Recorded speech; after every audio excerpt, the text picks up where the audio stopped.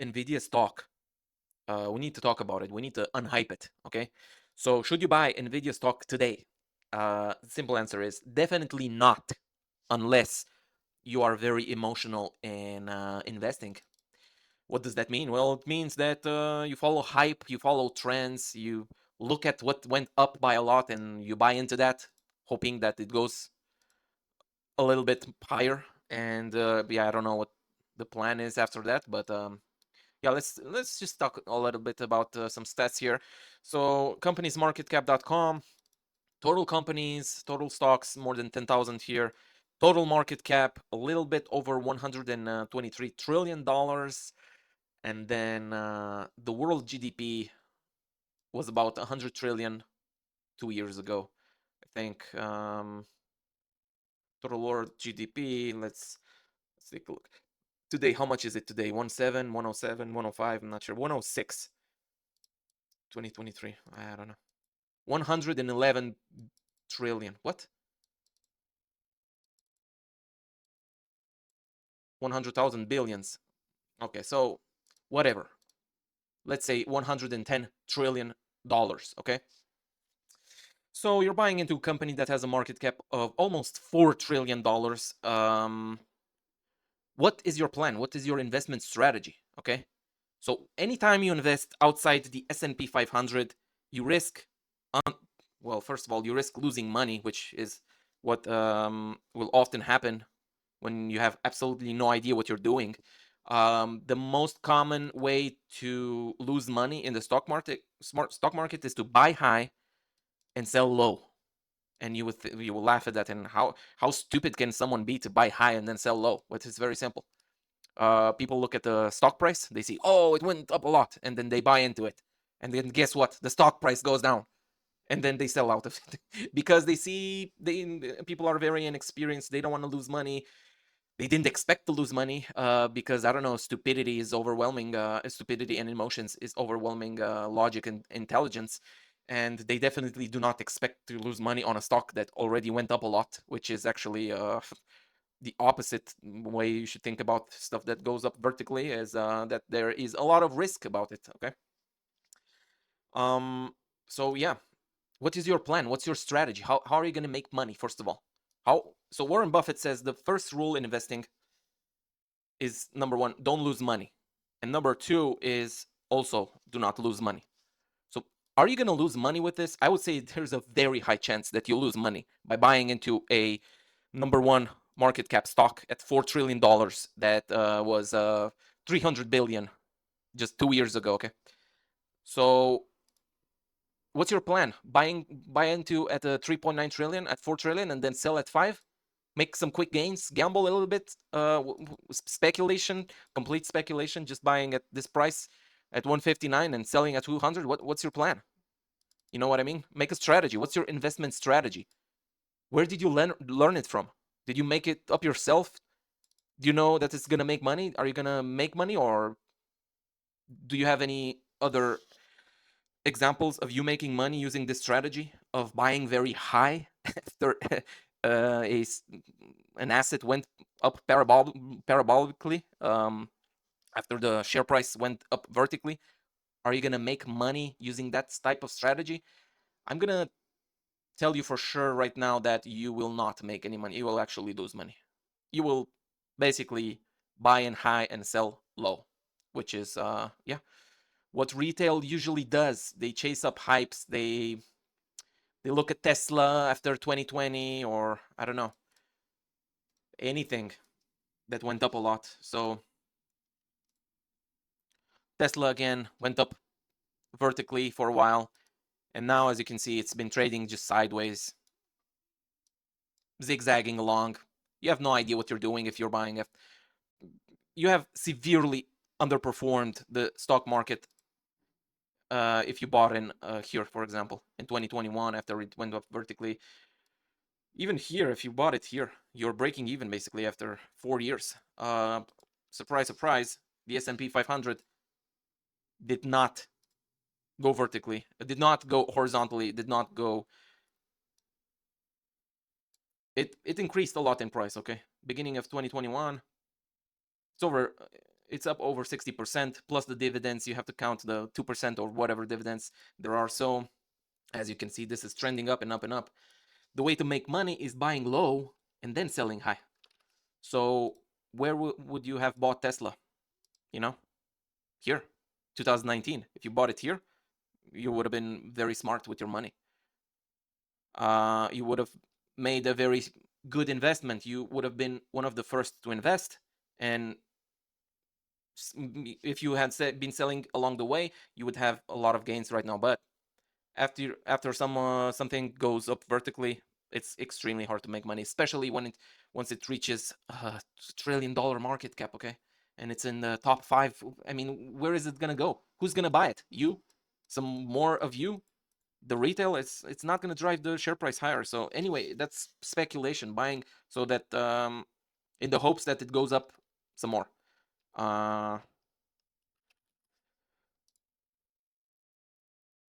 So yeah, look at this.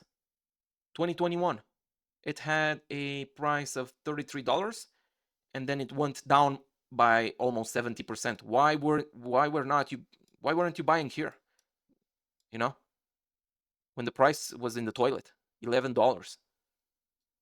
So don't buy here when it's at the top. You have opportunities. You have years of 2021, late 2021 share price. So actually about a year. So this type of very high quality company is not going to stay down by a very long time. So why didn't you buy here at the lows, and then make a lot of money? Why would you buy here? Why would you buy now? Look at this graph. This is not even exponential growth. It's just very high growth over a short period of time. You cannot even say it's exponential because it did not have a long enough time to say, yeah, sure, if you calculate from here, from the early 2000s, yes, it's exponential growth. But I'm looking at, I don't know, 2010s or so. So all I see is this part of the chart where it just goes up vertically, but it did not have enough time to make it look like it's exponential. So it's very likely that it's not going to be sustainable. Revenue, let's take a look. Revenue, so growing nicely, 7 billion, 10 billion, 12, a little bit down, back to 11. So this is normal growth, then high growth, back to acceleration growth. Okay, 27, 16, 27, 27, flatlining a little bit. This is where the share price was going down. The market had a lot of fears about the second-hand GPUs being flooded, and the crypto mining stuff was shutting down. The demand in GPUs was slowing down a lot, and then they started selling a new type of product for the AI centers that were training the chat GPTs and whatever. But this is something very new, and this is not exponential growth. It's just growth like all of a sudden. There is a very high demand for a new product, and guess what happens when this type of stuff occurs? I mean, it's just gonna drop down, come down to earth. What goes up by a lot in a very short period of time is also gonna come down, also in a very short period of time.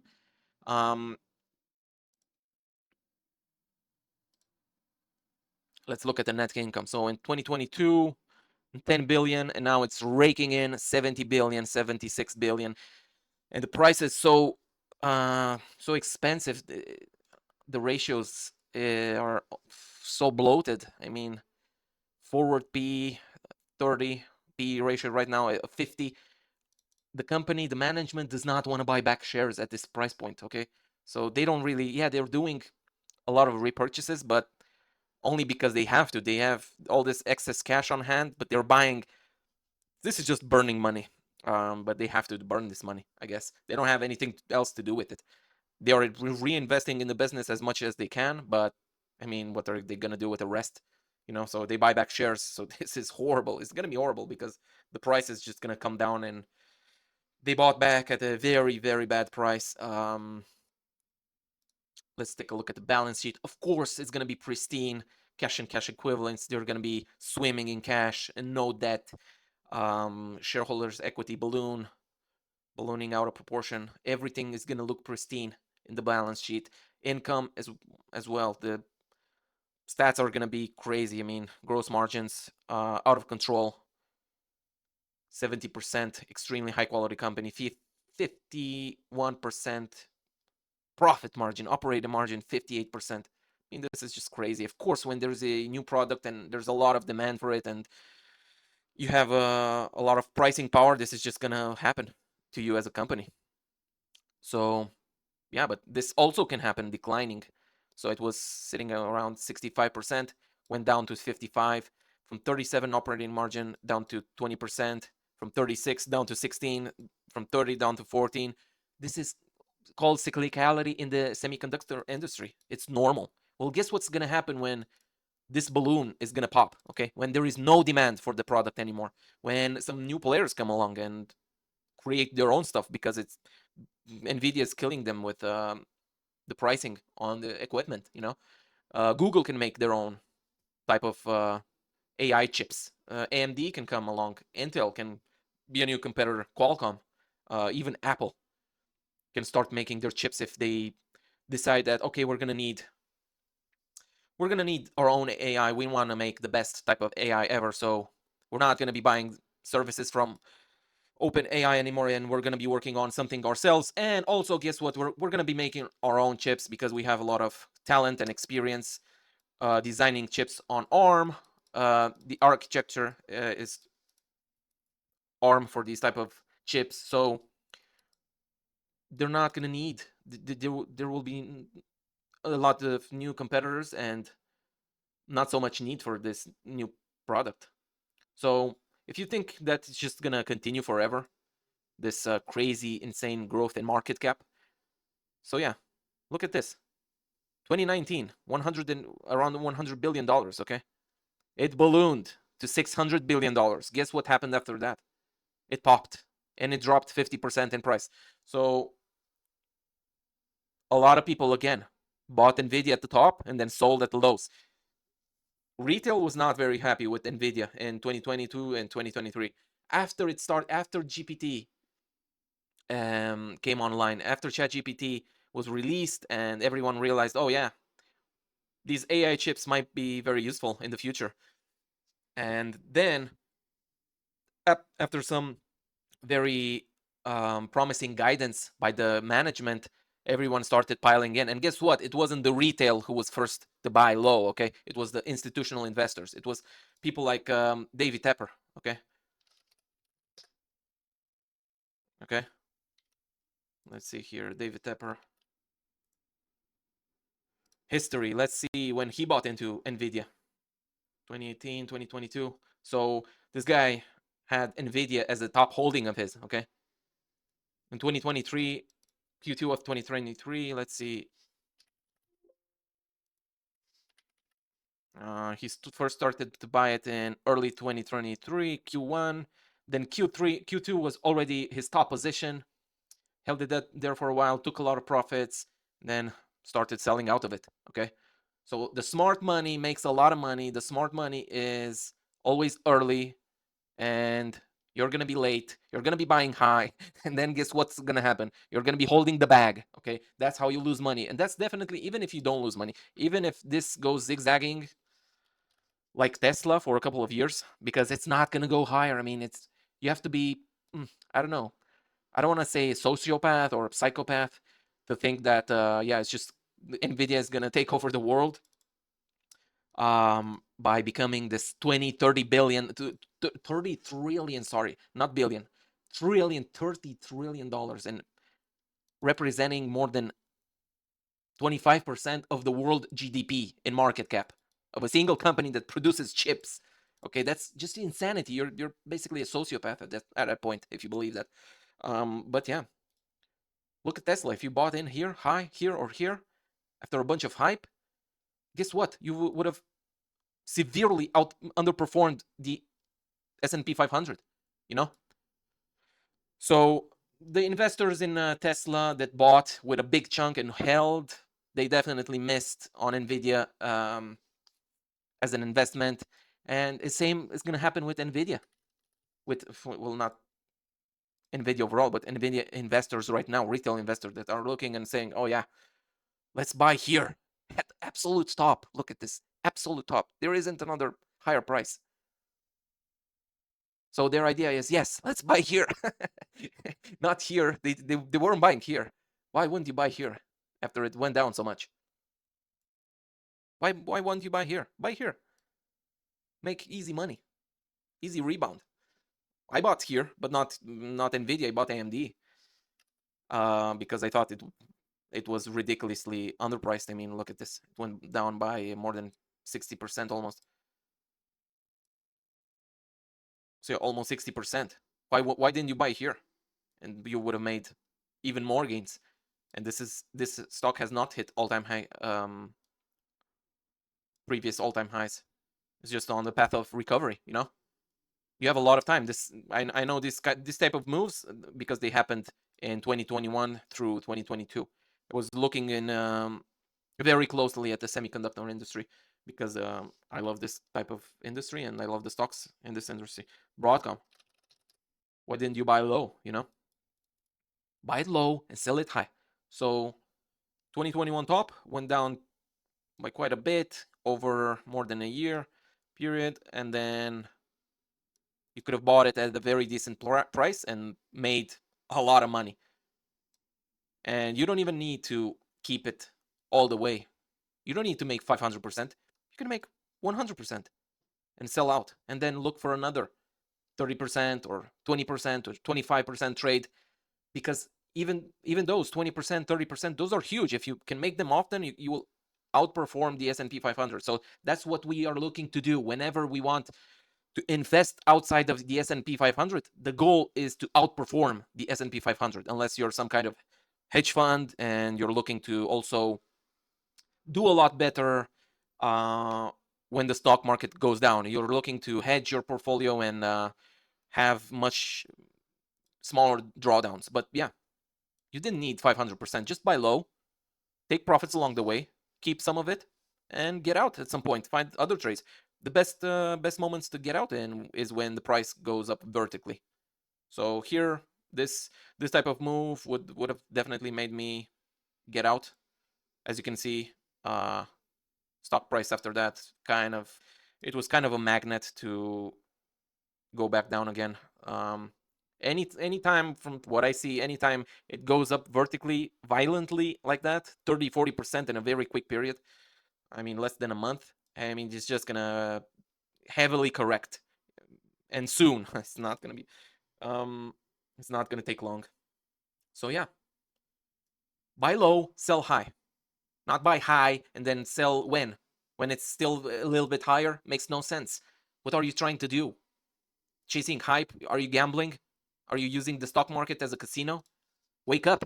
Don't lose money. I mean, I see this all the time on eToro. Okay, here's my portfolio, but I see retail traders.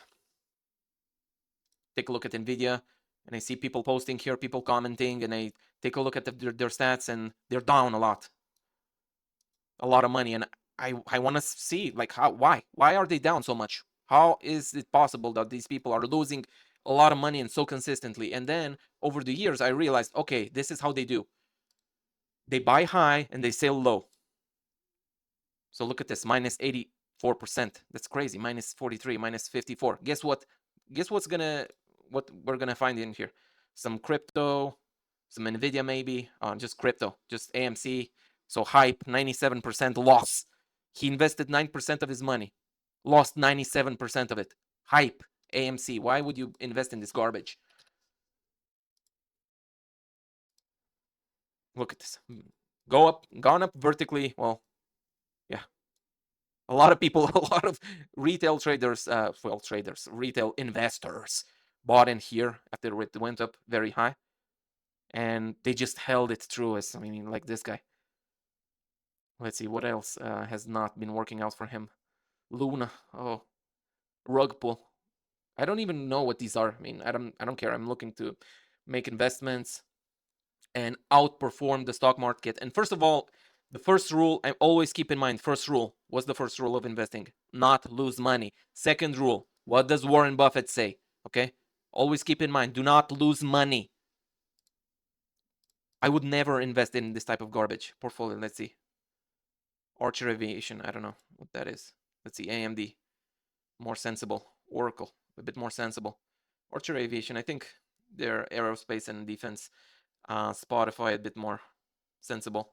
This guy has a sensible portfolio, nothing too crazy. But as you can see, he's probably underperforming. Let's see. He doesn't have the Nvidia. He doesn't have the stuff that, oh my God, minus 99%. Ugh. Minus 95, minus 99. This is probably leverage use. Never use leverage, guys. Do not ever use leverage. You're just gonna hurt yourself. Always buy the directly, buy the stocks, buy the shares directly. Do not borrow. Do not use the leverage. Let's look at this guy. Oh, popular investor. This guy's doing better. Yeah. So if you buy the S&P 500, you're going to be buying also stuff in the S&P 500 that can balloon over time. And you're not going to be missing those gains. So, but the problem is that you will not miss those gains, while if you would have gone out and bought Nvidia individually, you would misallocate funds, your weighting would be off. Maybe next year Berkshire Hathaway will have a big increase and will drive the S&P 500 higher. Maybe some other small company, maybe, I don't know, any one of these. So you would be in Nvidia while the price would go sideways, but the S&P would go higher and higher. Maybe Apple will drive it higher, maybe Amazon, maybe Meta, maybe whatever. But you would not own these companies. Maybe you would own Apple, but Amazon and Meta would drive the S&P higher. So you would say, oh, I made a mistake. I didn't. Of course you made the mistake. For every couple of winners that can show some gains in the stock market by investing in individual stocks, you have to think about, oh, what did they do for those gains? How did they, what was the strategy that they used? Okay. And then realize, oh, okay, there, for every 10 winners like that were invested in Nvidia, there were a bunch of other people that were invested in some other tech company that did not go as high as Nvidia, did not make those gains. Okay. So do you want to gamble and try to catch the next Nvidia? Is that your strategy, to try to get lucky? Or do you want to find some type of strategy, not to find, but to create a strategy for yourself that you can be consistent in making gains year over year over year, each year, and then compound, consistently compound and not lose money? Or do you want to be one of these people that bought MC very high, or maybe Palantir? Palantir is very high right now. I'm gonna be making a video about it. Why didn't you buy here, Palantir? You know, a couple of years ago when it was low. And even if you bought it, I need to make videos about this type of investments, because people don't have any idea what they're doing, and they're convinced that they're a very good investor. And then for the next 10 years, they're just gonna bleed money, lose money. They're gonna be like Cathy Wood.